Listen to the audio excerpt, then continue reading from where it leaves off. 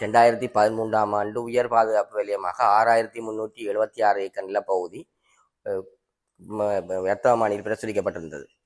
அதைத் தொடர்ந்து அந்த மக்களுடைய வீடுகள், அங்கிருந்த ஆலயங்கள், அங்கிருந்த கட்டிடங்கள் எல்லாமே இராணுவத்தினால் அழிக்கப்பட்ட நிலைமையில் தொடர்ச்சியாக மக்களுடைய போராட்டங்கள் நடைபெற்று வந்தன.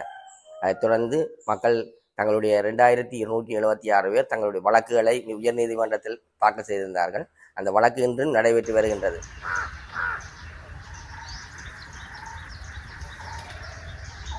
இப்போ எங்களை காணியெல்லாம் வந்து துப்புராய் சொல்லி நாங்கள் எல்லா வேலையும் முடிச்சு போட்டோம். காணி கலந்து துப்புராய் போட்டோம். ஆனால் இன்னும் வந்து இராணுவம் அந்த வேலி எடுக்க இல்லை. அதால எங்களுக்கு போய் வந்து அந்த காணியில் பயிற்சி ஒன்றும் பயிற்சி செய்ய முடியாதுன்றது.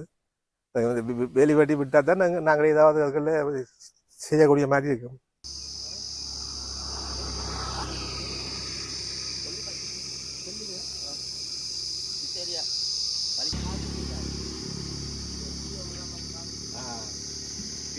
இந்த ஆலயமானது 75ஆம் ஆண்டிலே முதலாவது கும்பாபிஷேகத்தை செய்திருந்தோம். 90ஆம் ஆண்டு ஏற்பட்ட கலவரம் காரணமாக எங்களுடைய ஆலயத்தை நாங்கள் எல்லாம் 90ஆம் ஆண்டு தீபாவளி அன்று எங்களுடைய பூசை வழிபாடுகள் எதுவும் செய்ய முடியாத ஒரு சூழ்நிலையிலே இந்த கிராம மக்கள் அனைவரும் வெளியேறினார்கள்.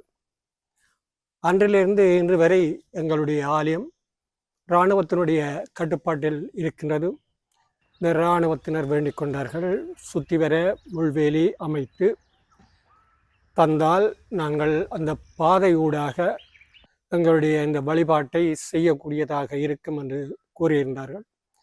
அதன் அடிப்படையிலே நாங்கள் இந்த வீதிகளை எல்லாம் சுத்தம் செய்து இன்று இந்த மண்டபங்களை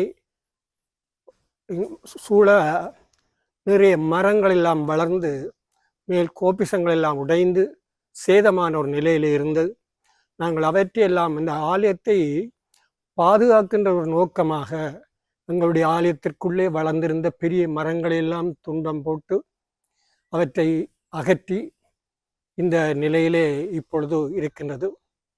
இந்த ஆண்டு மார்ச் மாதம் அளவில் காங்கேசுந்தரையில் ஒரு 100 ஏக்கர் நிலப்பகுதிகளும், அதே போன்று பலாலி வீதியின் கிழக்கு பகுதியிலே 300 ஏக்கர் விடுவிக்கப்படுவதாக இருந்த போதும் 235 ஏக்கரை விடுவிக்கப்பட்டிருக்கிறது.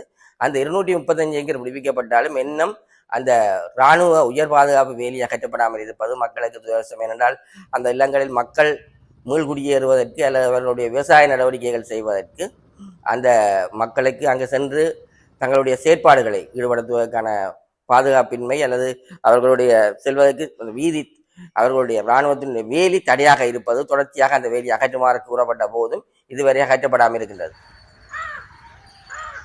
90ஆம் ஆண்டு சேர்ந்து விட்டுட்டு போய் இப்போ ஒரு கொஞ்ச காலம் தான் இதை விட்டுருக்கணும். இன்னும் இந்த கம்பியை திறந்து உள்ளுக்க விட இல்லை. எங்கள்கிட்ட காணியெல்லாம் இப்போ துப்புரவு செய்தபடி கிடக்குது. இன்னும் தோட்டங்கள் செய்யக்கூடிய இதில் இருக்கிறோம். இன்னும் இப்போ இந்த கம்பியை கலட்டினா தான் நாங்கள் முழுமையாக போய் உள்ளுக்கு எங்கள்கிட்ட வேலையெல்லாம் செய்யலாம். தோட்டம்லாம் தான் கூட இருக்குது இங்கே இந்த சைட்டில்.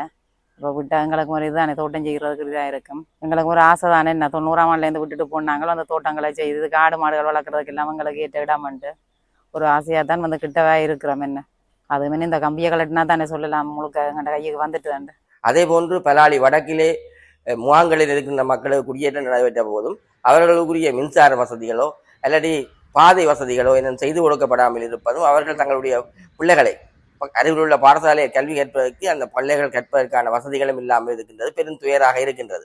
இப்போ கரண்ட் இல்லை, எங்களுக்கு பிள்ளைகள் படிக்கிறது சரியான கஷ்டமா இருக்கு.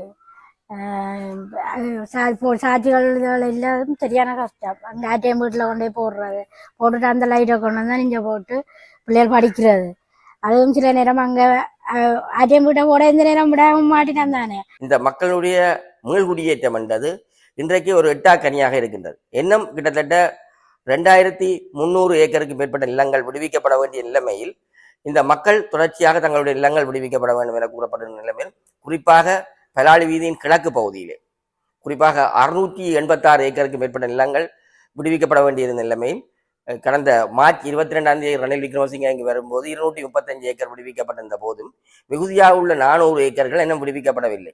ஆனால் விடுவிக்கப்பட்ட பிரதேசத்தின் கூட பாதுகாப்பு வேலிகள் அகற்றப்படாமல் இருக்கின்றதும், குறிப்பாக மக்கள் பலாலி வீதியின் கிழக்கு பகுதியிலே முழுமையாக விடுவிக்கலாம். அங்கே விமான நிலையத்துக்கான எந்த விதமான தேவையும் இல்லை. விமான நிலைய விஸ்தரிப்புக்கும் எந்தவித தடையும் இல்லாத இடங்கள் பலாலி வீதியின் கிழக்கு பகுதி. அது அந்த பலாலி வீதியின் கிழக்கு பகுதியில் முழுமையாக விடுவிப்பதன் மூலம் 2000 குடும்பங்களுக்கு மேற்பட்ட குடும்பங்களுடைய இல்லங்கள் விடுவிக்கப்படும். அவ்வாறான நிலைமையில் இந்த நிலங்கள் தடையாக இருப்பதும், உண்மையில் அந்த வலிவடக்கினுடைய இதய பிரதேசமாக இருக்கின்ற வசாவலான் பகுதியில் இருந்து மக்கள் தங்களுடைய வைத்தியசாலை தேவைக்கு தெளிப்பட வைத்தியசாலைக்கு வருவதற்கு பிரதானம் இருக்கிற வெள்ளையராளி ரோட் திறக்கப்பட வேண்டும். விமான நிலைய விஸ்தரிப்பாக கூறிக்கொண்டு அந்த வீதியை திறக்காமல் தடுத்து கொண்டிருப்பதும் பெரும் துயராக இருக்கிறது.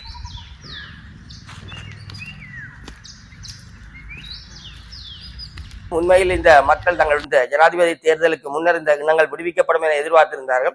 அவர்களுடைய கனவு நனவாகவில்லை. ஆகவே இந்த மக்களுடைய மீள்குடியேற்றத்துக்காக இந்த நிலங்கள் விடுவிக்கப்பட வேண்டும்.